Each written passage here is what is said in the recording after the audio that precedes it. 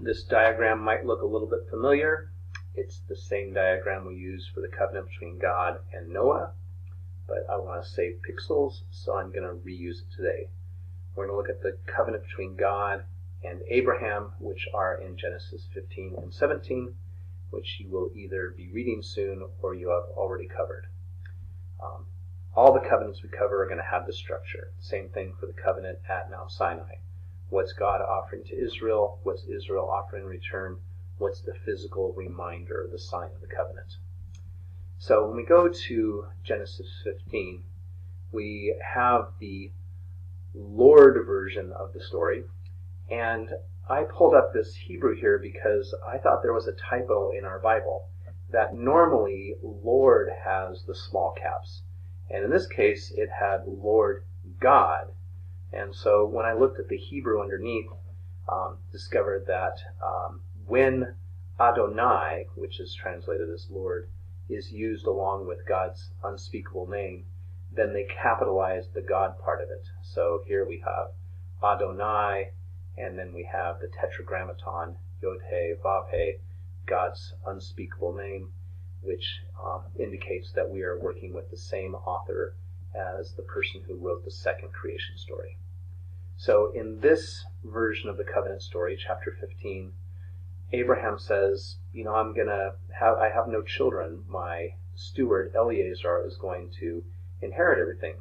And God says, nope, I'm going to give you descendants. I'm going to give you descendants as numerous as the stars of the sky, as numerous as the sands of the seashore. And I'm going to give you something else. I'm going to give you the land of Canaan. That's what God is offering to Abraham in this covenant. And we're going to see this re-emphasized again in chapter 17 as well. When we click on the asterisk here, that brings us down to footnotes. And there's a lot going on in these footnotes. They point out that this covenant ceremony where you cut the animals in half and then pass between the halves of the animals was not a known procedure for making a covenant. And in the covenant, God appears as a flaming torch or a smoking fire pot, or the old translation was a flaming brazier oven, which I've had people mispronounce as flaming brazier. But God appears in this very dramatic way. It's what's called a theophany. I'll put that word up in a minute. And God appears and passes between the halves of the animals.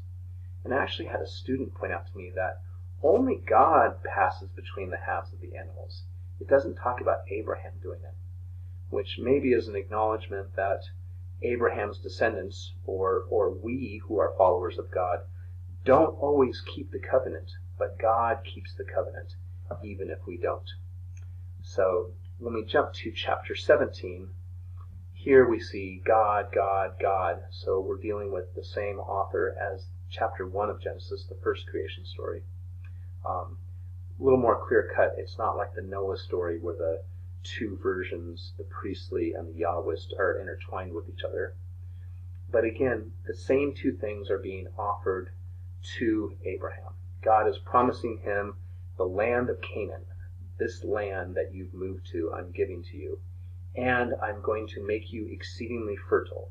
I'm going to make nations come from you, which we're going to see when we get to the family tree of Abraham, that Jews and Muslims and Christians all trace their heritage to Father Abraham.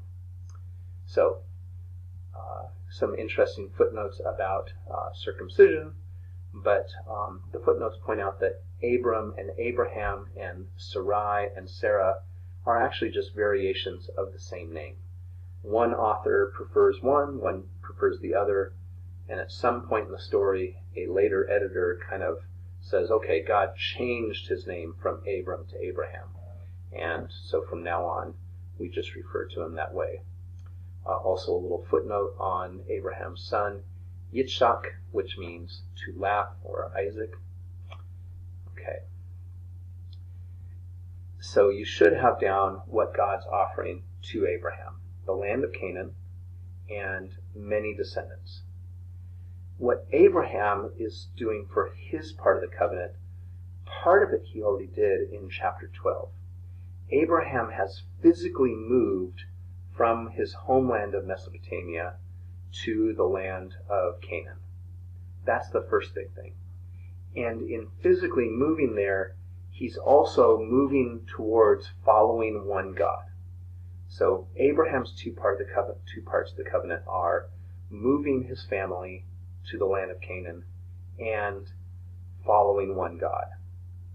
And I'm choosing that word following very specifically. I'll explain that in just a second. The sign of the covenant, the reminder of the covenant, is circumcision. It's this surgical procedure that is performed on the baby boy at age 8 days that becomes a tangible reminder of the covenant between God and Abraham. Not some rainbow in the sky, not some ring that you can, have fall off your hand. It's a permanent sign of the covenant. The other two words you need to know, there's circumcision, are Theophany, which I mentioned already. Theophany is a dramatic manifestation of God.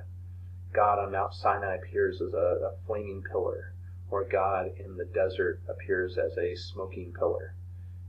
Anytime God appears in a dramatic form, that's definitely a theophany. And that's what happens in the covenant ceremony with Abraham. You could talk about God appearing as a person as a theophany as well, but it lacks some of the drama of the stories that we've been reading so far.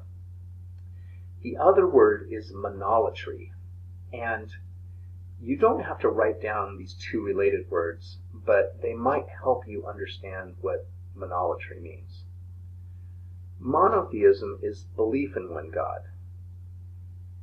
Idolatry is worship of idols. So if we take those two concepts and combine them, monolatry is the worship of one God. One believes that there are many gods, but worships only one God. Let me illustrate it using the map that we worked on earlier in the course. Abraham is moving from Ur, which is down by my head here, and following the Fertile Crescent, not walking across the barren Arabian desert, follows the Fertile Crescent up through Haran and in through modern Syria to come to the land of Canaan. Hundreds of miles. And then he makes a little trip down into Egypt, loses his wife temporarily, and then comes back to Canaan. But this physical move also entails a theological move. As we discovered in the stories of the flood from Utnapishtim and the Gilgamesh epic, Mesopotamia was a place of polytheism. There were many gods who caused the flood. There was no reason for the flood. And in moving away from Mesopotamia, Abraham is moving towards monotheism. Sorry about the animation here. But he's not actually going to make it all the way. Christians are monotheists, and Jews and Muslims are monotheists, but Abraham probably isn't going to make it all the way there. Instead, he was probably a monolatrist. Abraham probably believed that there were many gods, but chose to follow this one God who had summoned him to leave his homeland. Let me drill down a little bit more on monolatry. And I'll do this by using a quote from the book of Exodus. The first commandment. Then God delivered these commandments. I, the Lord, am your God, who brought you out of the land of Egypt, that place of slavery. You shall have no other gods besides me. That clearly seems to imply that there are other gods. You shall have no other gods besides me. And that's Moses, hundreds of years after Abraham. You might recognize this face. King Tut, Tutankhamun, the boy king. He became king at an early age. He died at an early age. Oh, it's interesting. He became king at an early age. Well, not many people know about his dad. His dad was a guy named Akhenaten. And Akhenaten, worth looking up and watching a video or two on him, was a very interesting character. But the biggest thing he did was he tried to get the people of Egypt to worship only one God, the God of the sun disk, Aten. That's what his name comes from, Akhenaten. He wanted everybody to worship this one God. Scholars don't think that he was trying to move people to believe in one God. He just wanted them to worship only one God. Well, of course, when one does that, then you close down a lot of temples. A lot of people who are rich and powerful lose their sources of income. And I think I saw a special where they did a scan of his mummy, and he has a large trauma to the back of his head, like he slipped on a banana peel and hit his head against a table and died. Or maybe somebody got up really close to him and offed him that way.